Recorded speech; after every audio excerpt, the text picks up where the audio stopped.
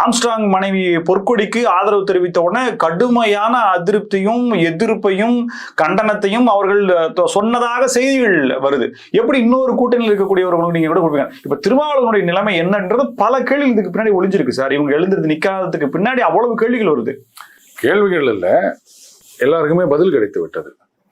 அதாவது இவருக்கு தேர்தலில் போட்டியிடணும், அதாவது காட்டுமன்னார் கோயிலில் போட்டியிடணும் முடிவெடுத்ததே கட்சியை காப்பாற்ற வேண்டும் அப்படின்றதுக்காக அவரே சொன்னார்ல, 26 தேர்தலுக்கு அப்புறம் அரசியல் சூழல் மாறும் அப்படின்னு சொல்லிட்டு. அதனால இங்கு குரல் ஒலிக்க வேண்டும் அப்படின்றதுக்காக. ஏன்னா இத்தனை வருஷமா திருமாவர்கள் மீது இருந்த குற்றச்சாட்டு, எதை கேட்டாலும் பாசக வந்துடும் அப்படின்னு சொல்லிட்டு எங்கெங்கெல்லாம் குரல் கொடுக்க வேண்டுமோ அங்க மௌனமா இருந்து விட்டார் அப்படின்னு.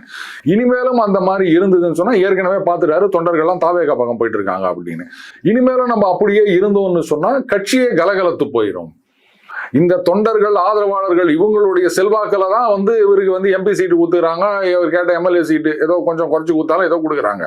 நாளைக்கு இந்த தொண்டர் பலமையில எல்லாம் அந்த பக்கம் போயிட்டாங்கன்னு தெரிஞ்சதுன்னு சொன்னா அப்புறம் முடிஞ்சு போச்சு. எம்பி சீட்டெல்லாம் நினைச்சே பார்க்க முடியாது.